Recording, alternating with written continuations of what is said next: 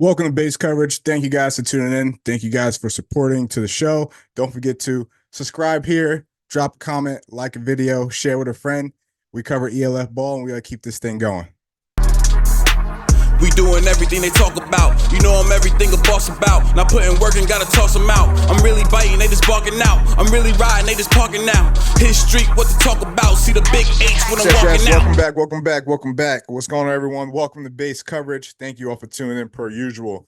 Today, wanted to head over to the Munich side of things. I've been watching this guy as he emerged onto the scene as a superstar for the new team, the Munich Ravens last season, and thought, man, I gotta get this guy on and talk some ball. So today I'm welcoming my guy Johannes Zirngibil onto the stage to the locker What's up? room. What's up, big man? How you doing? Good. Thanks for having me in there. Yeah, most definitely. What's the off season been like for you so far? So yeah, it's great. I'm mostly in the gym, but we're already working out in the Dean line units. We have some practice in, so I'm pretty good. Most definitely. Well, again, thank you for coming on. And again, before we get this thing started, you can always tune in, subscribing to the channel, dropping a comment, share with a friend. We're also on Spotify and Instagram as well, too. So, hey, man, wanted to talk with you a little bit. Obviously, Munich Ravens, new organization. You guys came onto the scene last season, and a little bit off of a slow start, and things gradually picked up and got better. And you actually ended the season fairly strong. One of the things that I just wanted to ask you was, for you personally, obviously first time in the league, reflecting on last season, what are some of your takeaways in regards to the team, the organization, and how everything was run by you guys?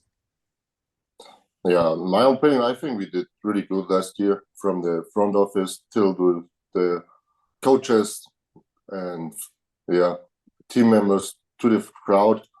I think we did a really good job for the first year, and yeah. Most definitely. Hey, and a lot of people are excited, about the Munich Ravens, especially heading into, this upcoming season, but not just with some of the moves you guys made, but the direction and in regards to your management. You guys seem like you're run very professionally and everything's good on that aspect of things. And obviously, you guys did have a pretty good season, just barely missing the playoffs. But learning from last year, what's one or two things you would personally take away that makes you excited about this upcoming season and the potential for the Ravens? My takeaways are that we have to get better as in a team bond, and I'm thinking with Kendall and the whole coaching staff he brought with, we have a coaching staff now we have a winning culture, and I'm pretty excited for that. And I think the guys or everybody can be excited what Munich puts on the map next year. We put good result last year on the map, but this year gonna be crazy. Yeah, and we talked about it, building off the momentum. And you mentioned obviously the signing of Coach Ellison. He was part of a team where that team had historic numbers defensively over the first 3 seasons, obviously within the ELF. I guess this is a two-part question. Is what was that first conversation like talking to Coach Cantrell? Because we know he could be a little crazy at times. But what's one thing you're excited about with working with Cantrell or Coach Ellison, my bad, Coach, going forward into the season?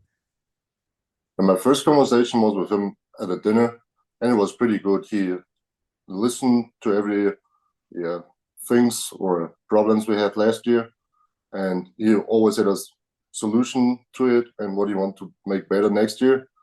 And yeah, he always said, coach them hard, love them harder, and that's exactly what he does. We also get huddle notice already, and I never get so much huddle notice than last year. Then now from Kendall than I did last year.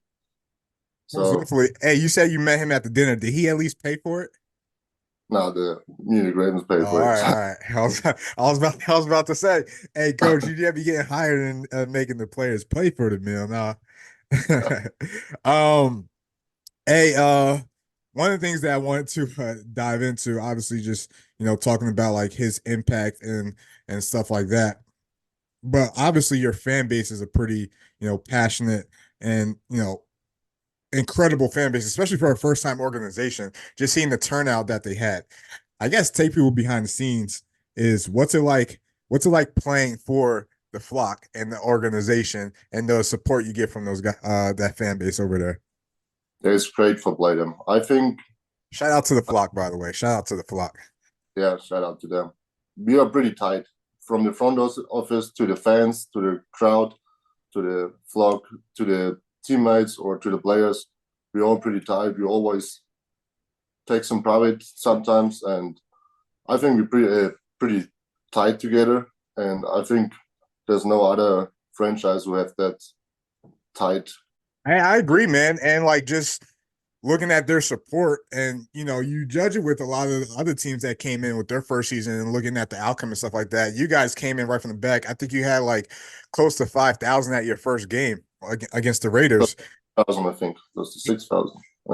That's crazy, man. And obviously, you keep getting better, keep on remembering that number is only gonna grow. So that's dope. And then you mentioned obviously, you got Kentrell coming in, bringing in obviously offensive coordinator, a new offensive coordinator as well to work with Chad Jeffries and that offense.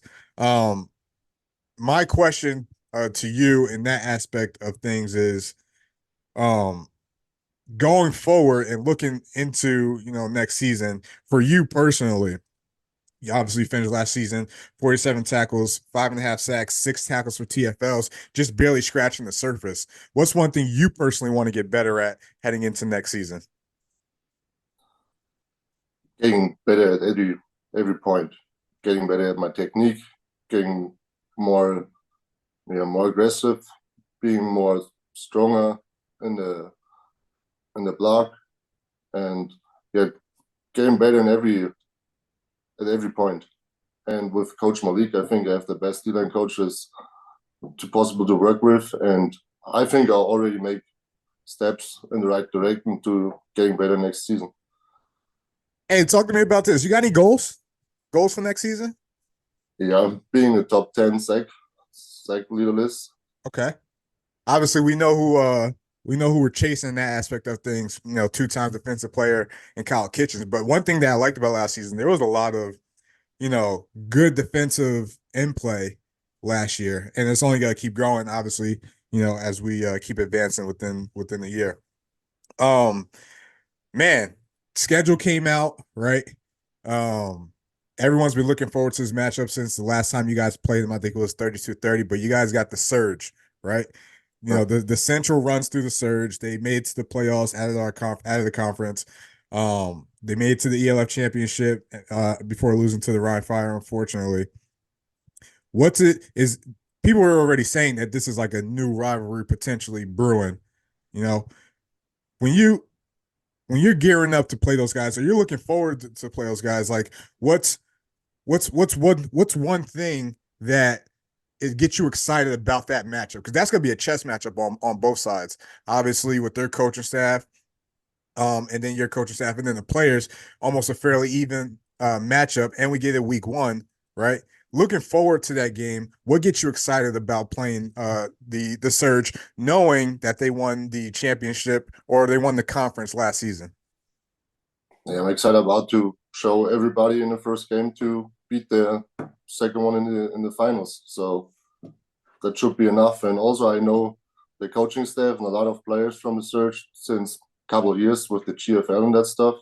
So there are a lot of familiar faces, and it's like a playoff game in the first game.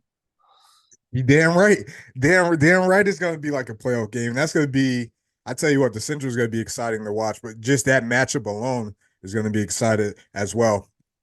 Hey, the Ravens, they're, defensively, we talk about some of the changes that happened, but you guys are bringing in some key guys.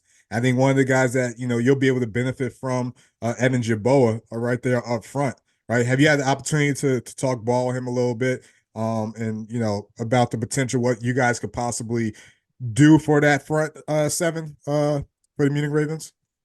So yet I'm not meeting him personally, but I still message him sometimes, but I saw him play the last 3 years, and he's just a beast out there. So beast. Yeah, you gotta give him his credit. He's gonna make things, he's either gonna eat up double teams or he's gonna make things easy. But him and you guys, obviously working together, working with Kendra Ellison and his schemes and techniques and stuff like that is only gonna make the defense better. I'm excited to watch you guys, except when you play, the Hell Valley guards, because that's my squad, and I got root for the guards. Another one you brought in, Well Nasri, linebacker, tackling machine. Obviously, he's played for Berlin. He's played for Frankfurt, and now he's coming down to Munich. Talk about a little bit what type of impact he could potentially have, not only just like in the play, but from a leadership standpoint too, for a fairly young Munich Ravens defense, at least last year. He brings in the confidence you need as a linebacker, and he's also bringing the aggressive in. Like he tackled Glenn Tunga last year. I think nobody likes it, but that's the aggression you need out there, especially with Kenro's defense. You need guys like that to do everything to get him on the ground. Yeah, I mean, he probably still has some of his dreads hanging up in his wall. Yeah, man, it's like I said, the impact and where you guys are going, not only defensively, offensively too. Obviously, you lose Markel Castle, but you bring in Matt Cole, I believe that's his name. Yeah. You re-sign Marvin Root, you bring in Lorenz Regler as well. There's a lot of experience coming in on that offense. And then Chad Jeffries, obviously MVP runner-up. So there's a lot to be excited for in Munich. And the O-line, I'm sorry, what'd you say? The O-line gonna be the best O-line next year. Yeah, and that's gonna give you guys work in practice too. So that's gonna be exciting, man. What before we wrap this thing up, two-part question. What would be your message to the flock heading in as we are itching closer? I think we're about a couple 90-something days out from the start of the season. What's your message to the flock heading into this season? First question. Get your ticket and join the show. This year gonna be different. This year, not just the offense ball out. This year, the defense ball out, and gonna be a hell of a season. Most definitely. And let's expand on that real quick before we get to my second question. Get your tickets and enjoy the show. I definitely think it's going to be a good show to watch. What confidence do you have, or what's giving you that confidence right now to say that heading into the season?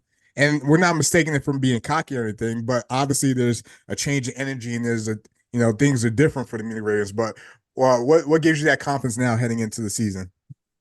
When you look at the roster, the list guys we have in the roster, that's crazy. And which hype Kenrel brought with from Hamburg to Munich with his coaching staff, you have to be hyped up because it can't be better. Get your tickets and enjoy the show. You heard the man. Last question. Coach calls you Jay-Z. Yes, do you know who Jay-Z is? I know who Jay-Z is there. What's your favorite Jay-Z song, brother? There's a lot. I don't listen to Jay-Z, but what'd you say? I don't listen much to Jay-Z's music, just sometimes. But Jay-Z was coming up because Coach TJ was driving behind me, and on my car's number plate was Jay-Z 15. So he thought, okay, that's Jay-Z. So then I called Jay-Z. Respect. Hey, Jay-Z, one of the best hip-hop artists in the world. It's a great nickname to have, so shout out to you, my man, for that. And obviously it comes with a respect factor too, right? No one gives you that nickname if you can't ball or can't be great. So good for you, man. Hey, appreciate you coming on. Shout out to number 15. I wore 15 when I played well, so again, another respect factor, another too crazy. But hey, thank you for coming on. Again, subscribe to the channel, drop a comment, share with a friend, and we're gonna keep this ELF ball. Exciting time for the Ravens. Heading into the new season of the ELF, heading into week 1 versus the Surge, and we can expect a lot of good things potentially. But like my man Jay-Z said, all right, get your tickets and be ready for the show. All right.